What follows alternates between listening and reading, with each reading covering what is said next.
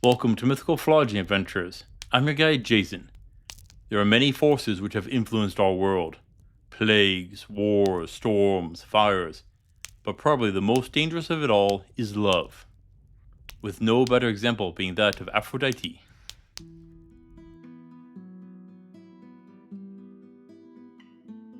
Aphrodite comes from Greek mythology and is called Venus in Roman mythology. Yet, she has a couple of possible origins. In one take, she comes from Uranus' junk, after it was cut off by Kronos and thrown into the ocean. From the churning foam she was born, and her name is meant to mean rising from the foam. This could put her in the same group as the Titans. Another tale says she is the child of Kronos and Rhea, which would make her a sibling to Hera, Zeus, and the other Greek gods. The last one says she is the daughter of Zeus and a woman named Dione. And there is a possible explanation here thanks to Pluto's symposium. There might have been two Aphrodites. The first, born from Uranus, is called Aphrodite Urania, a heavenly variant which does not take part in carnal desires, no lust. But she is associated with heavenly or spiritual love, a love between men, the love of friendship, brother and sisterhood, and for country. Though some try to equate it with homosexuality, which would not fit the non-lust and sexual aspect of it. You see, Aphrodite Urania was a virgin goddess, like Hestia, Athena, and Artemis. And the second is Aphrodite Pandemos. She is associated with lust, the love between man and woman. This is the common love, or the love to all. And this will be the main focus of this video. She is often compared to several other gods. The most common is Ishtar, or Inanna, of Sumerian origins. Another being Astarte, from Phoenician origins. Aphrodite is the goddess of love, fertility, beauty, procreation, prosperity, and prostitution. Does that last one surprise anyone? Chances are you've already heard about her affairs, and more affairs, and yet even more affairs. I keep saying it, when it comes to Greek mythology, it falls into two categories. Either Zeus, Poseidon, or Aphrodite can't keep it in their pants, or Hera, Athena, and Apollo are arrogant. Seriously, this is why Hades might be the best of the Greek gods. Okay, where to begin with her many, many trysts and lovers? Well, let's start with her husband, Hephaestus, the god of the forge, fire, and blacksmiths. He was an honest and good man that could actually compare to Hades in virtue. Yet he was ugly, and Zeus tried to arrange a marriage for him. First he tried Athena, and that failed. So he pushed Aphrodite, and things went, well, they at least made it through the wedding before Aphrodite cheated. And the goddess of love cheated with Ares or Mars, the god of war. From their multiple trips, they would have 3 children at least. A daughter, Harmonia, whose family is cursed by Hephaestus. And twin boys, Phobos and Deimos. If she tried to hide her multiple pregnancies, she had to have been gone for a while. Or Hephaestus was a workaholic, or Zeus had him pulling extra overtime, making lightning bolts. Now, during yet another day of passion, they were seen by Helios, the sun god, and he went and told Hephaestus. The clever blacksmith made a nearly invisible net to ensnare the adulterers while naked. He then came and hoisted them before the entire pantheon to expose their behaviors. Most say that Hephaestus divorced Aphrodite, and Zeus had to pay a settlement fee. Aphrodite would then go on to have relationships with, well, pretty much everyone else. She would give birth to Rhodas and Herophilus from Poseidon. With Hermes, she would have Hermaphroditus, a god which is both male and female. And with the wild god of wine, Dionysus, Aphrodite would give birth to Priapus, and he was the world record holder for the biggest dick thanks to a curse from Hera. Well, he was the god of animals and the wilds. And in Greek mythology, being well endowed meant someone was more savage and less civilized. Now probably her most important son was Eros, or Cupid, who was either the child of Hermes or Ares. He would go around and use his arrows to make people fall in love, and that includes gods and mortals. But she also took mortals to her bed. Do you remember when I said that Zeus had to pay a fee to Hephaestus for Aphrodite cheating? Well, that is only one reason he had an issue with her. She with Eros was also behind some of his affairs. And Zeus wanted to get back and made her fall in love with a Trojan shepherd, Anchises.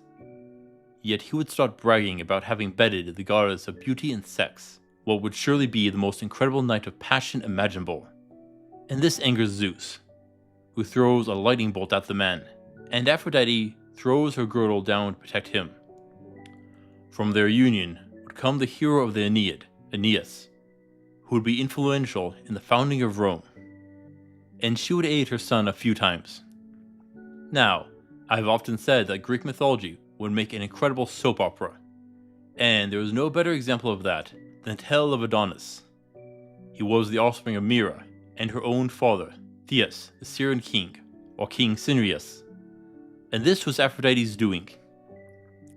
Myrrha's mother went about bragging that her daughter was more gorgeous than even the goddesses, a very common thing to happen in mythology, and Aphrodite would curse Myrrha to viciously lust after her own father. She would then trick him into sleeping with her while in disguise. When he found out, he chased his daughter out with a sword. After giving birth to a handsome son, Myrrha is turned into a tree. Though sometimes the birth and the turning into the tree are switched around. Aphrodite was smitten with the baby and placed him in a box to give to Persephone to care for. You remember her, a goddess of fertility and the queen of the underworld, as the wife of Hades. Well, she also fell in love with Adonis. He was said to grow up to be the single most beautiful and attractive man in the world. He was so gorgeous that even Apollo became jealous. Oh look, the second cause of Greek mythology rears up. Apollo would contrive events so Adonis is killed by a boar. The anemone flower would come from his blood. And Aphrodite would seek to resurrect Adonis, but Persephone wouldn't give him back. Eventually, they come to an agreement where each gets him for part of the year. Usually, each gets half of the year, but others say each gets him for a third of the year, and he gets to pick who he spends the rest. And he chooses the unmarried goddess of love and sex. Okay, we need to talk about one more myth, and this one triggers the Trojan War, and Aphrodite ends up at the center of it. Here we get to see yet another example of fairy tales drawing from Greek myths, such as Snow White, the Argonaut Peleus, and the sea nymph Thetis, the parents of Achilles, had a very stacked wedding. But guess who wasn't invited? Eris, goddess of discord and strife. And she was the only goddess not invited. And you're probably guessing why based on her title. So, what would the goddess of discord do? Well, she shows up and tosses a very valuable golden apple and declares that it is for the fairest or most beautiful of them all. I told you, Snow White. Well, a squabble breaks out amongst the women. The usual pulling hair, rending dresses, and whatnot. In the end, 3 goddesses clutch the golden apple: Hera, Athena, and Aphrodite. I told you, massive egos. Well, they go to Zeus and ask him to settle who should get the apple. Now let's see here. We have his wife, who has a temper to put it mildly. His own daughter Athena, who he dotes on. And Aphrodite, who is beautiful and seductive. If he picks one, the other 2 will make his life miserable. So what does the king of the gods do? He chickens out. Peering into the distance, he sees the young prince Paris tending to a herd of cattle a distance away, and Hermes escorts the 3 goddesses to him. Some say that they bathed in the spring on Mount Ida before appearing before Paris, naked. Hermes then asks him which is the fairest and most beautiful of the 3 goddesses. Let's put it into perspective. Paris is young, maybe a teenager at this time in most descriptions, and he can't decide. Let's be honest, he was probably not thinking with his big head too much right then. I know I wouldn't be if 3 top-tier women all approached me at once while completely naked. So our goddesses resort to bribes. Athena offers wisdom and military prowess. Hera goes for lordship over all the lands. And what does Aphrodite offer him? She goes with the most beautiful of all mortal women to fall madly in love with him, and this was Helen of Sparta, the wife of King Melanus. And well, the young boy doesn't pick the logical choice from Athena, or the greedy one from Hera, but instead chooses, well, boobs. Yeah, he goes with the choice of a horny teenager, and thus Aphrodite sets into motion the Trojan War. But hey, she got the golden apple, claiming that she is the most beautiful of them all. Though, it did set Athena and Hera against the Trojans. I keep saying it, lust and arrogance are the cause of many problems in Greek mythology. So what do you make of all of this? I've got a few choice descriptions. Mind you, if I say them, she'll probably show up and curse me.